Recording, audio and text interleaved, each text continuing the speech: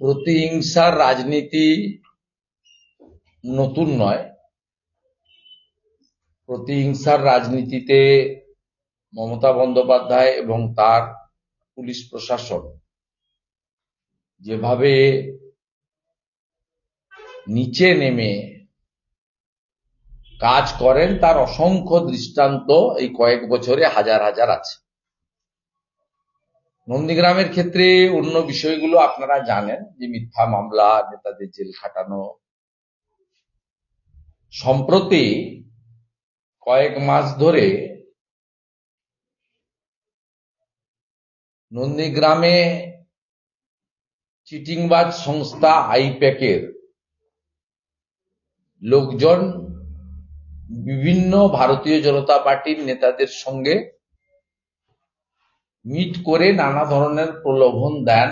আমরা প্রত্যেকটা জিনিসই জানি এবং সঙ্গে সঙ্গে আমাদের যাদের কাছেই তারা যান, প্রথম সারির নেতাও হতে পারে, বুথের নেতাও হতে পারে, আমরা পেয়ে যাই।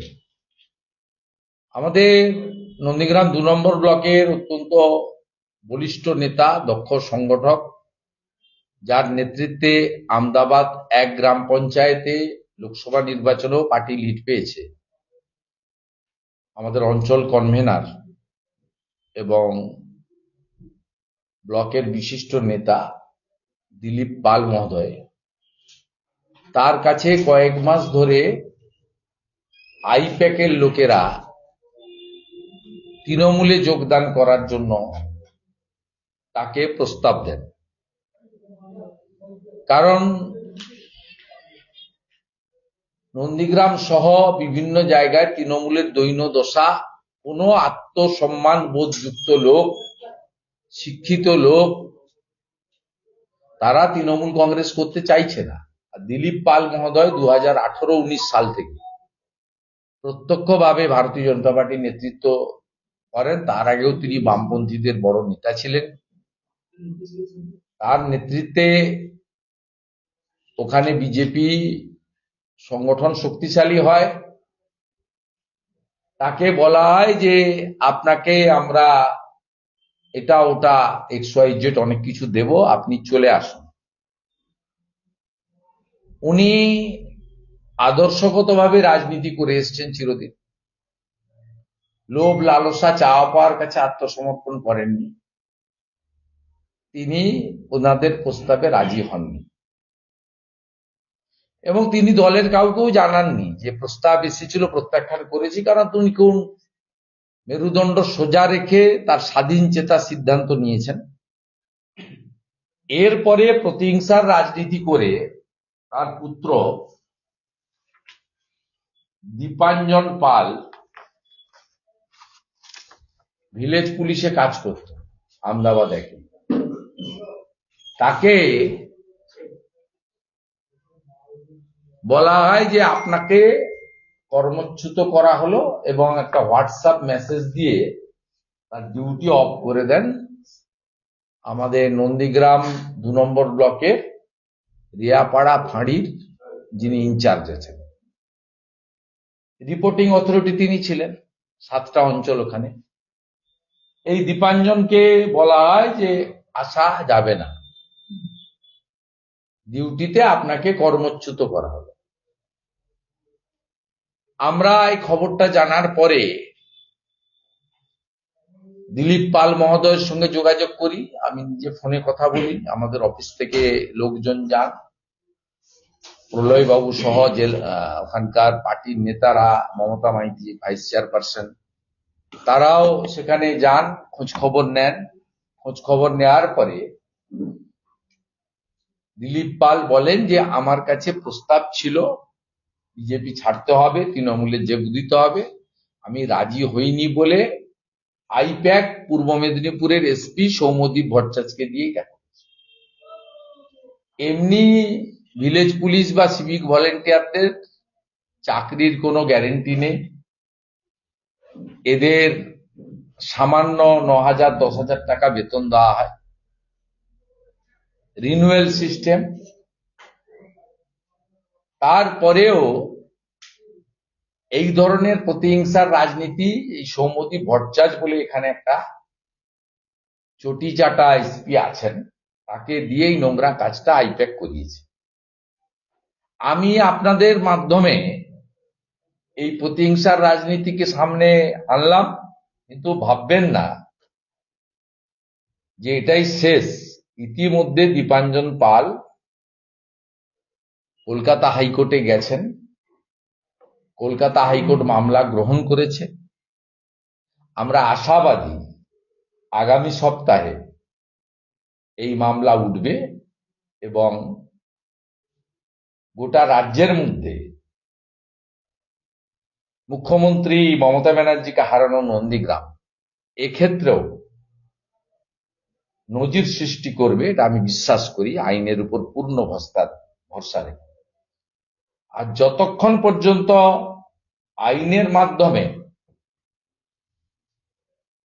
এই লড়াইতে দীপাঞ্জন বা দিলীপ পাল না জিতছেন, ততক্ষণ পর্যন্ত ওই সামান্য অর্থ রাজ্য সরকারের, মমতা ব্যানার্জির ব্যক্তিগত অর্থ নয়, তার পার্টির টাকা নয়, ট্যাক্সের টাকা, জনগণের টাকা, আমি দীপাঞ্জনের বিকল্প ব্যবস্থা করেছি এবং রাজ্য সরকার যা টাকা দেন তার থেকে 1 টাকা হলেও বেশি অর্থ পাওয়ার ব্যবস্থাও আমরা করেছি। আমরা ছাড়নেওয়ালা লোকটোক নই। আর এখানকার নেতারাও এইসব ভয় টয় চমক দেখিয়ে আত্মসমর্পণ করার লোক নয়। এই একটা তথ্য দেওয়ার ছিল। পাশেই দিলীপ পাল আছেন। জেলার সমিতির নির্বাচন নিয়ে এই জেলার এই দলদাস এসপি সৌমতি ভট্টাচার্যকে উচিত শিক্ষা হাইকোর্ট থেকে দিয়েছিল। হাইকোর্টের অর্ডারে লেখা আছে আইপিএস এর যে কোড রুল 6 আনবায়াসড তার অ্যাক্টিভিটিজ রাখতে হবে। তাতে এই এসপি কে বলে দেওয়া হয়েছিল, হাইকোর্টই বলেছিল যে তুমি পলিটিক্যালি মোটিভেটেড অ্যাক্টিভিটিস করছো। এসপি ভাবছে যে বিরোধী দলনেতা বলছে মানে পিসি ভাইপোর কাছে আমার নাম্বার বাড়ছে, আমি তাহলে ঠিক পথে আছি।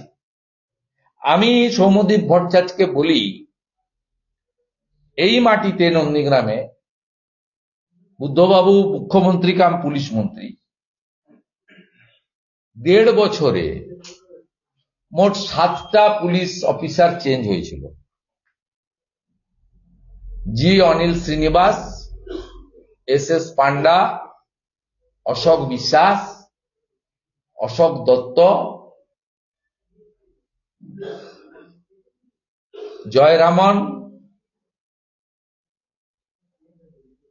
আর বাস্তব বৈদ্য, মোট 1.5 বছরে 7 জন আইপিএস অফিসার চেঞ্জ করেছিলেন 2 মাস 2.5 মাস। সকলের পরিণতি মানুষ জানে। অতএব এই সৌম্যদীপও যদি ভাবছে এরও পরিণতি কি হয়, প্রথমে কোর্টে হয়েছে, আবার হবে। দীপাঞ্জনের কেসে কোর্টে কেস আসার আগে যদি সারেন্ডার করেন ভালো, না করলে কি করতে হয় আমি জানি। দিল্লি পর্যন্ত যেতে হলে যাবো সুপ্রিম কোর্ট। দীপাঞ্জন পালের কেস আমার কেস। করেছে তাকে জিজ্ঞেস করুন, ওই লম্বাটাকে জিজ্ঞেস করুন, মাকাল ফল সৌম্যদীপ ভট্টাচার্য জিজ্ঞেস করুন। সিভিককে কি এইভাবে ট্রান্সফার করার কি কোনো নিয়ম রয়েছে? সিভিক ভলান্টিয়ারদেরকে কোথাও নিয়মই নেই। লো পেড এমপ্লয়ীদের কেউ ট্রান্সফার করে না, স্পেশাল ডিউটিতে পাঠায়, তার টিএ দিয়ে দিন, যেখানে খুশি যে পাঠান। ওই 9,000 টাকা দিয়ে করতে গেলে এটা আমরা করবো, এই হিন্দু বলে করেছি। এটা হিন্দুদের উপরে হিন্দু বিরোধী সরকার, হিন্দু বিরোধী পুলিশ অত্যাচার করছে এবং নন্দীগ্রামের হিন্দুদের উপর ভীষণ রাগ। তারা তৃণমূলের কাছে, আইপ্যাকের কাছে সারেন্ডার করেনি।